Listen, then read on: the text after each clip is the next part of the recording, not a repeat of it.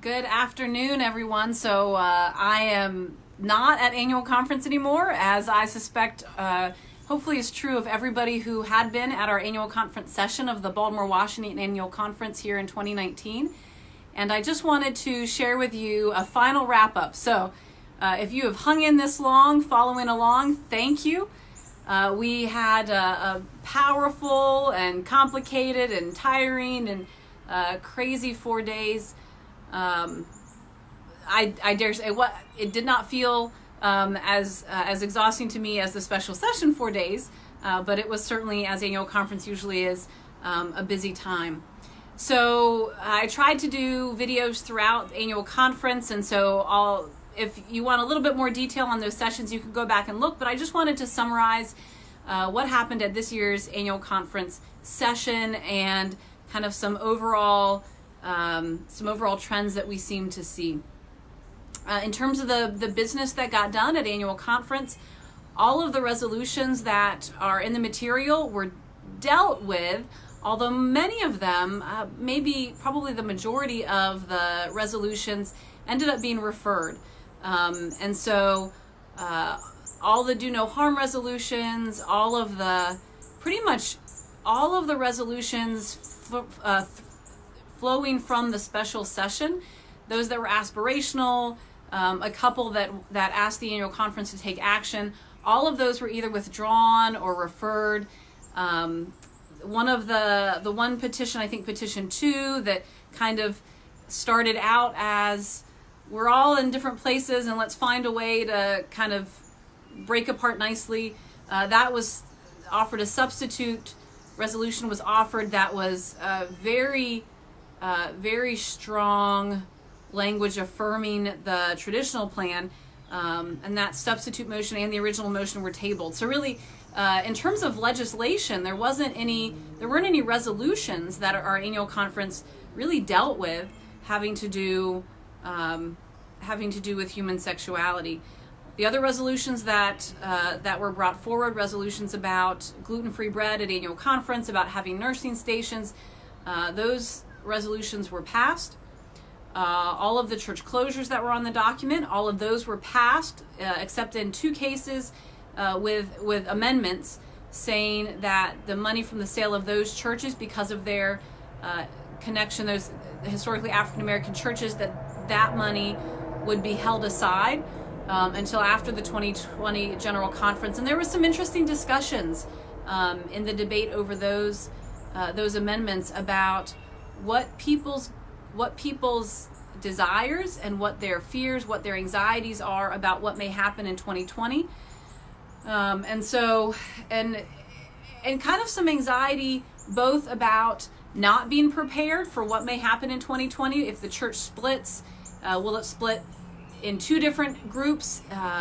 There was really some direct talk in the debate around those pieces of legislation that maybe some of our African American churches are concerned that if the church divides, maybe it just won't be 2 churches, maybe there'll be 3, and so wanting to preserve resources, and then kind of some anxiety about being in a place where we're worried about preserving resources.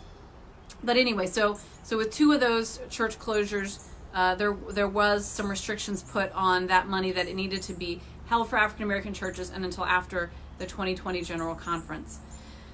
In terms of reports coming out of our boards and agencies in the annual conference, our finance and pensions and equitable compensation reports passed smoothly.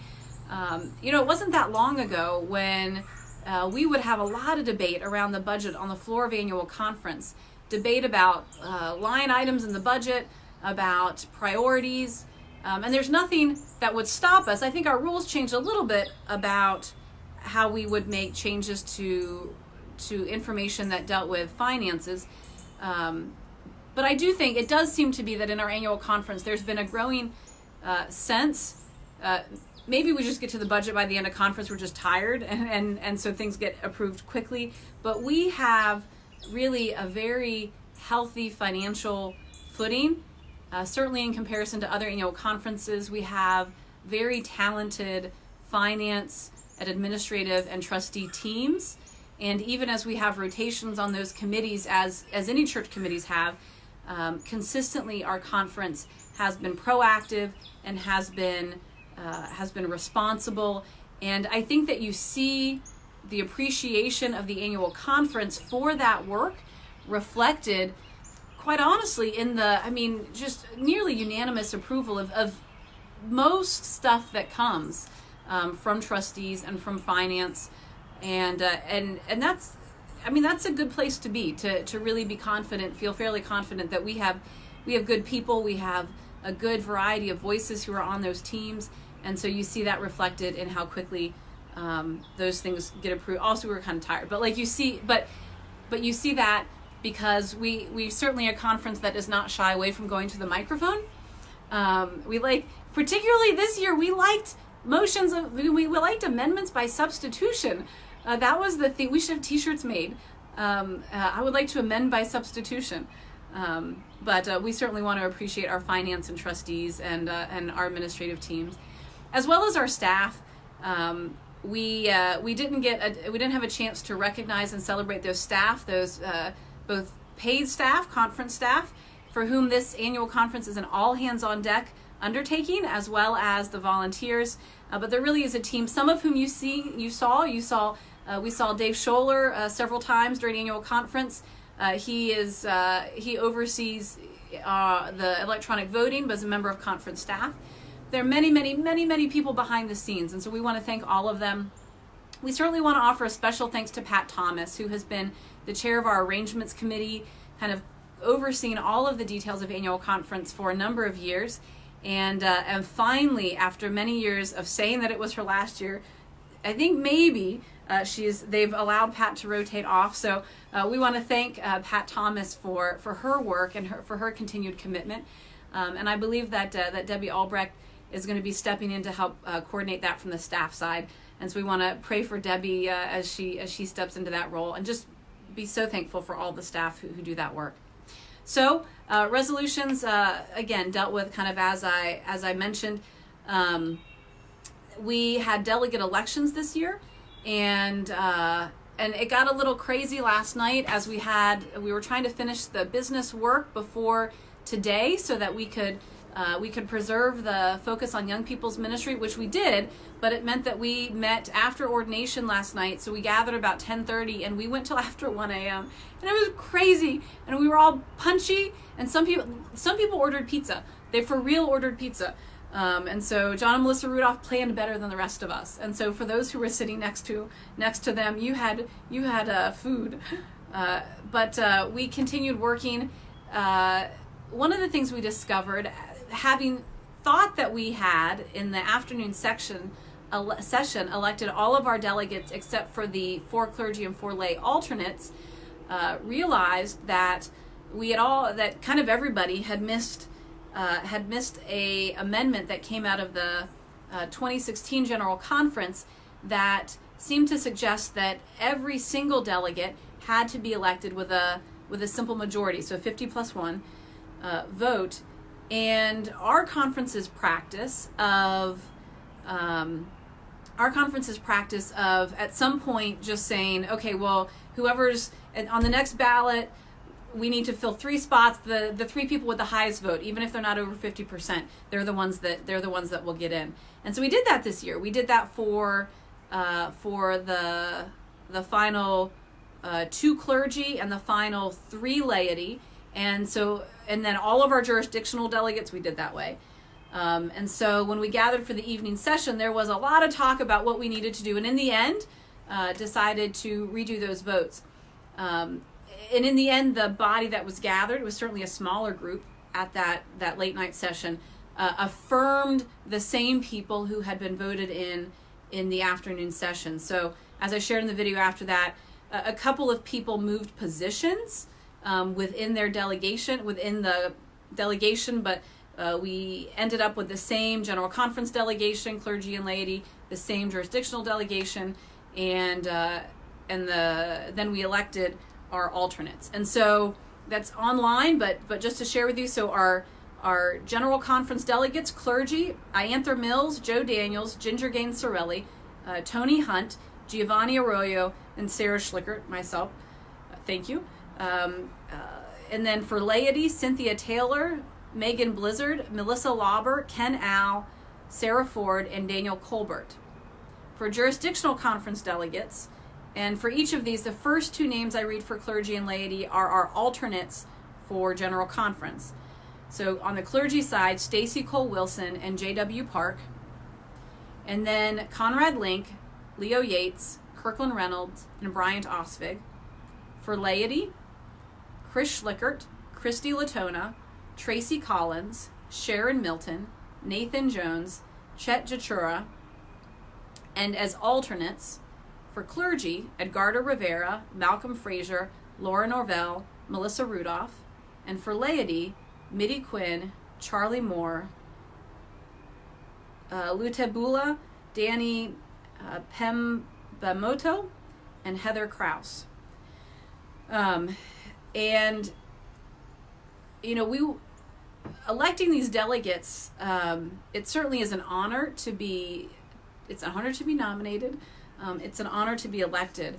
But certainly for those folks on the entire delegation, our practice has been that our entire delegation meets and prepares together. Certainly for our General Conference delegates, I think that having been elected, having served as a jurisdictional delegate this past round, if you don't, having gotten elected, go, oh my goodness, what have I done? What did I just agree to do? Then you don't understand what just happened. It is an honor to have this opportunity, but it is an immense undertaking. It is an immense amount of reading. Sometime in December, our General Conference delegates are going to be getting the Advanced Daily Christian Advocate with all of the legislation that they'll be looking at, which will likely be something like 2 phone books. You remember phone books? Do you remember phone books before there was the internet? You had like the 2 old school phone books. That's what the delegates are going to get, and they're going to need to read through that. The delegates will be assigned to subcommittees, and so General Conference, the first week is basically subcommittees, the second week is General Session. And so our delegates will need to read everything, but they'll focus on some particular, like a particular grouping or topic of legislation. Our delegates are going to be meeting regularly before the session, and it is a lot of work. Our delegation, we lost a number of clergy and lay people who had served on multiple delegations before. And that really is a loss. It takes time to get up to speed on how General Conference operates. And so we have a wonderful delegation, few of whom have served in multiple General Conferences, a number of whom have not served in any General Conference, even if they've been on jurisdictional delegations. And so we will certainly, as a delegation, need to be relying a great deal on the wisdom of those who have come before us. And really, we have some new voices on the delegation, which were possible because that some of the folks who've been elected consistently to delegations stepped back to give other folks the opportunity. And that really passes the mantle in an important way and puts on us as a delegation a great deal of emphasis in carrying that torch, of relying on those folks who can help us to be well prepared, and understanding that the work of the delegation is work. It is hard, it is difficult, and even if we weren't in the season that we're in with the church's debate around human sexuality, the business of General Conference is not focused on one topic. And so our book of discipline covers a lot of different material. And so while we may be talking more openly about one particular topic, General Conference is an immensely broad collection of discussions and debates that will be happening. So please keep that delegation in your prayers as we begin to prepare for the special session, the regular General Conference, which will be in May of 2020. It's going to be in Minneapolis, Minnesota this year. So in terms of official business, that kind of summarizes that piece. The last thing that I want to touch on is perhaps the most interesting news, and the news that's kind of gotten out beyond the annual conference has to do with our ordination and commissioning classes. We know, if you follow the news at all, and I've seen this now in local news, it's been in national United Methodist news, and it's possible to get picked up in other news. I wouldn't be surprised if the Washington Post, because it's kind of a local paper and also national, pick this up soon. But the clergy session voted affirming the work of the Board of Ordained Ministry to commission a married lesbian woman and ordain a married gay man.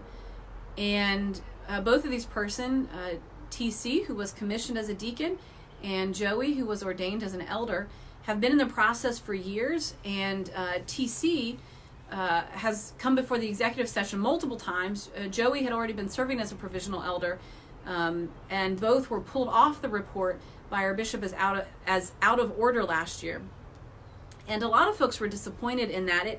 I think it came in a time when a lot of the bishops, I cannot at all speak to the mindset of our bishop, but a lot of the bishops, a lot of people were kind of holding their breath for the special session, and there seemed to be a sense in general of kind of let's hold the line. And I think what you're going to see at other annual conferences, and what you saw at our annual conference, was a reaction to the special session. And it's going to be different everywhere. It's how annual conferences react to that special session is going to be different everywhere. In an article in a local paper, Joey Heath Mason said that he was surprised that he was approved at the executive session. It took a 3/4 vote. In 2016, the vote threshold for ordination, commissioning, other changes of status was raised from 2/3 to 3/4. And the last year that it was 2/3 was the first year that TC was brought before the executive session. And there was a sense that if we couldn't get TC through that year, that it wasn't going to happen. I think there was a sense that we couldn't anticipate anywhere in the immediate future getting to a 3/4 vote threshold. And so the fact that we approved at a 3/4 vote threshold, TC for commissioning and Joey for ordination, was in part, I think, a reaction that you saw amongst the clergy to the special general conference session. It had to do in part because the candidates were held together as a group. But that itself is telling as well. In the past, I think folks would have been willing to, one phrase that's used is blow up the report. Basically, kind of hold hostage all of the candidates in order to prevent one candidate. And in the executive session, excuse me, when the vote was taken by the clergy session to hold all the candidates together, there were folks around me who were convinced that there was a real likelihood that we might not have anybody commissioned or ordained. So I can't speak for everybody. I think there was a sense, there was a concern that there was a likelihood we might not get 3/4. And then what would we do then? The fact that we got 3/4, a few percentage points above 3/4 for TC, and a much higher threshold for the ordination class, I think is telling as a reaction of the clergy after the special session, and a little stomach for holding the church hostage over these issues anymore. Which is not to say that this was unanimous, and it's not to say at all that everybody who voted for those classes fully supported the ordination or commissioning of either of those. In fact, or to say that all of the clergy fully supported the ordination or commissioning of each individual person in those classes. But I think it's also telling about our annual conference. One of the things I think it's important to remember about the Baltimore-Washington annual conference is there's nobody else like us. Like, there's nobody. We're crazy and awesome and complicated and special all by ourselves. We are the oldest conference in the United States. We are the most diverse conference. We have strong caucuses and groups who overlap, and who at various points have differing strengths. When I started in ministry in 2005, 2006, the clergy women were really organizing heading into 2008 around trying to get a balance of clergywomen on the General Conference delegation and on trying to get one of our clergywomen elected as bishop. We have the Black Methodists for Church Renewal are a very active part of our annual conference. We've had an active Be Warm, which is our conference reconciling group, for many years, and they work closely with the Methodist Federation for Social Action. We've had strong work amongst our conservatives who now are identified under that umbrella of the Wesleyan Covenant Association. But in other annual conferences, you don't necessarily have the balance and overlap of the work of those groups, I think, necessarily in the same way. One of the other things about our annual conference is we are often on the forefront of many of these tensions within the church. I think we've had more than one transgender pastor. We had a transgender pastor before anybody else did.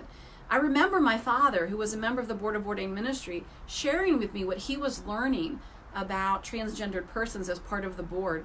And at a time when I don't think anybody else in the United Methodist Church was doing that, which is not to say that the conference handled that situation well, but is to say, because I don't think that it was handled well, but it was difficult. Our conference wrestled with it before anybody else did.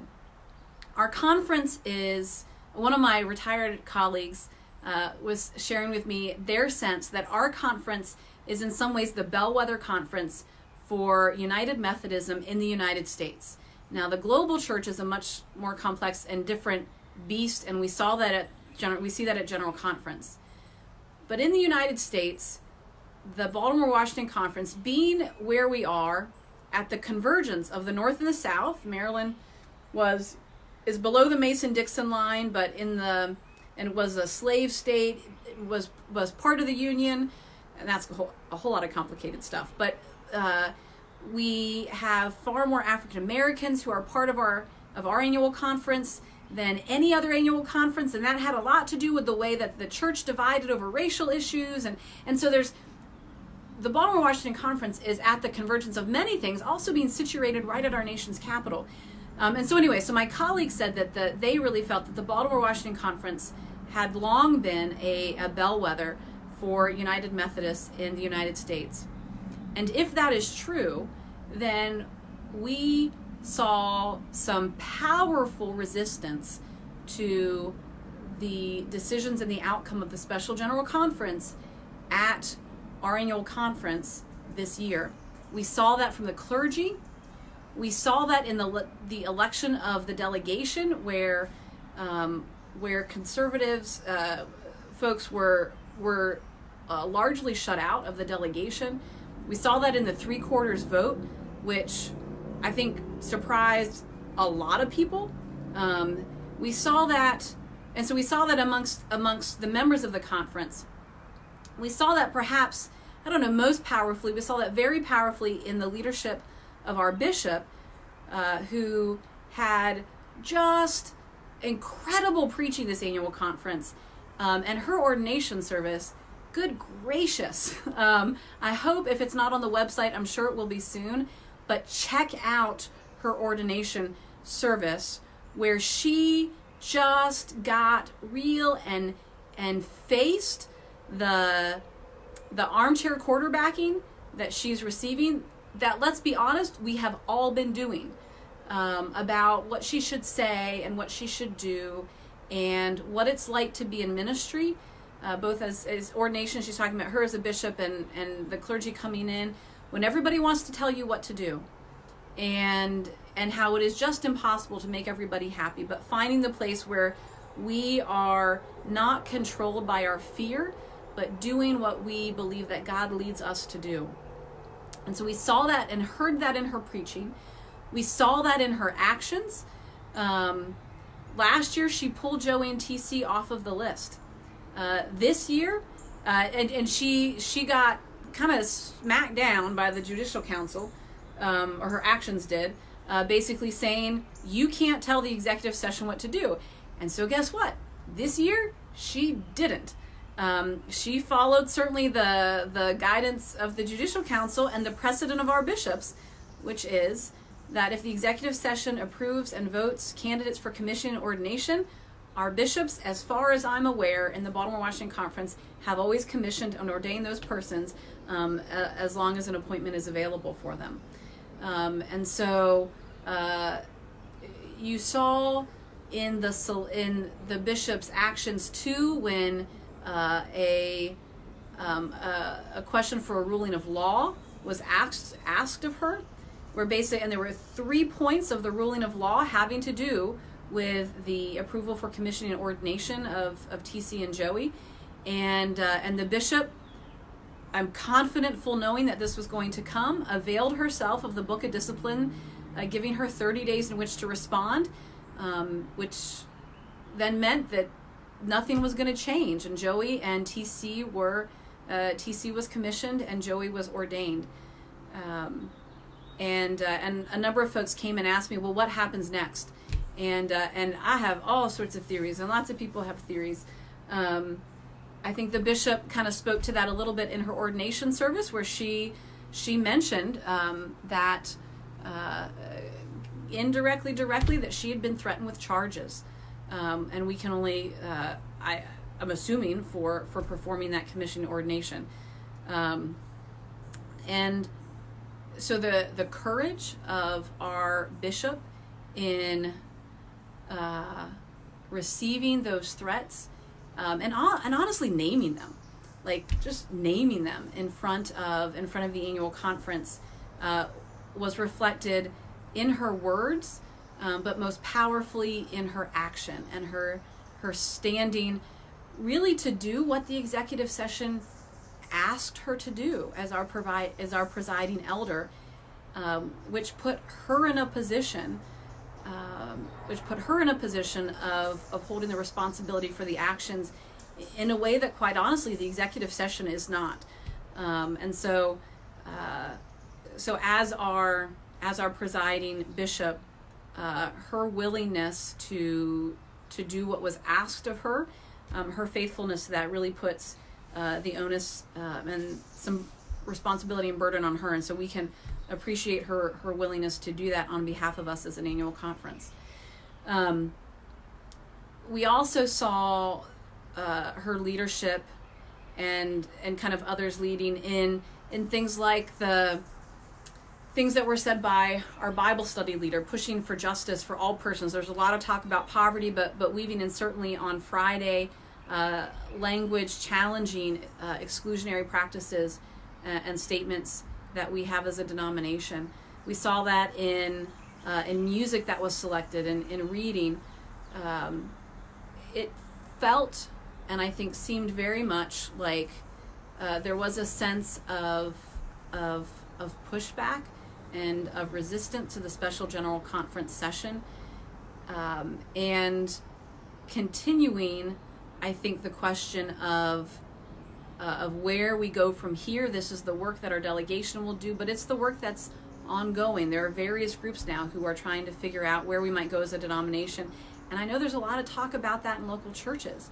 I know in my local church we have had folks who have been upset. I've talked to colleagues who have had folks who've been upset about what happened at the special session, and all of that is entwined with other things, right? So at my church we've got folks who are concerned and have different understandings of human sexuality, but we have a lot of folks, as in many churches, who are what other people call compatibilists. I think that's what you saw at our annual conference. I don't know how clearly we can say that at this annual conference, for example, in the clergy session, all of a sudden a whole bunch of moderates became really progressive. I think some did, and I anecdotally know that from talking with colleagues.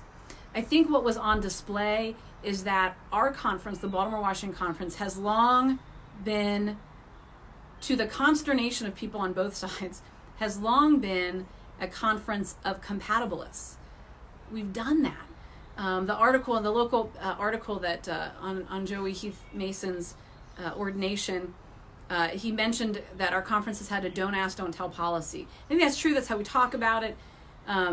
I would take that even further. So my historic knowledge of our conference comes from my father, who was a pastor, and the way that my understanding from him, we had a don't ask, and conversations I've had with other colleagues, that maybe we've had a don't ask, don't tell policy, but people knew that we have had LGBTQ pastors in our conference for a number of years, but folks operated as compatibilists, as being able to say, it made it easier when folks maybe in local churches kind of didn't know, but that as clergy, there was a sense that people with different views were functioning in their local churches in ways that worked there. The tension and the publicity and the way that the legalization of same-sex marriage has changed the discussion has strained that compatibilist streak. But I think that is what we saw most powerfully reflected at our annual conference, is the compatibilist strain that has long been, in many ways, the character of our annual conference. There are lots of reasons why people may think that is not enough on either way, but that has seemed to be characteristic of our conference, and I think that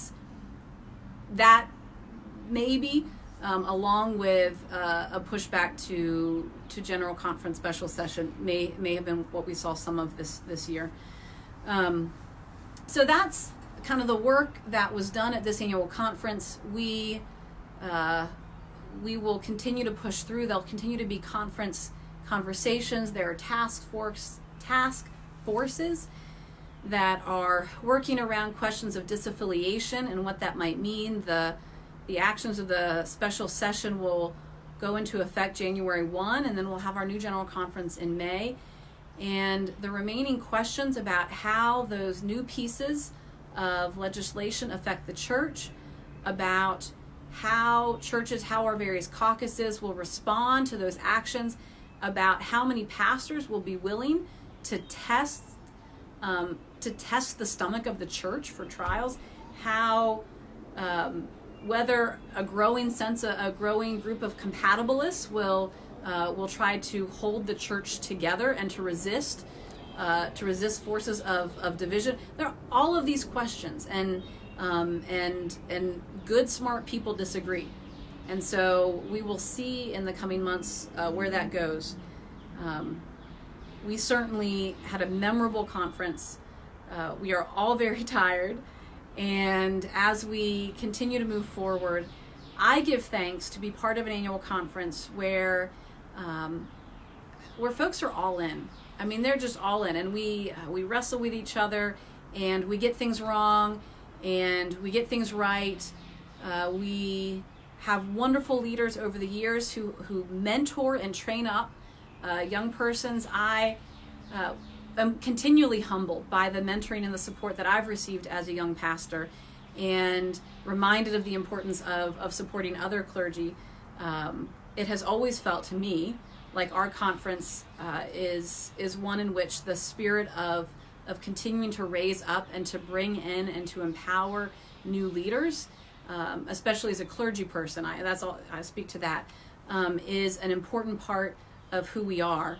And that is a strength of who we are, and the ability of the generations in our annual conference to work together, the ability of persons across racial and ethnic, gender, age, already mentioned, human differences in human sexuality, differences of understanding, all of these things, the ability of the diversity of our annual conference to work together, not in ways that are simplistic, but that are challenging, that are fraught with tension, but that draw us forward and challenge us.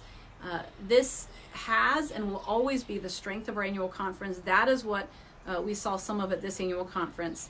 And I hope that you will continue to hold in prayer the work that has been done, the work that lies ahead, the leadership of our annual conference, our bishop, and our delegation as we prepare for the 2020 General Conference session. So with that, I'm signing off from the 2019 Annual Conference session of the Baltimore-Washington Conference. Thank you for joining me, and please continue to make sure that folks in your local church understand what's happening and what is unfolding and all of the updates and news from our annual conference.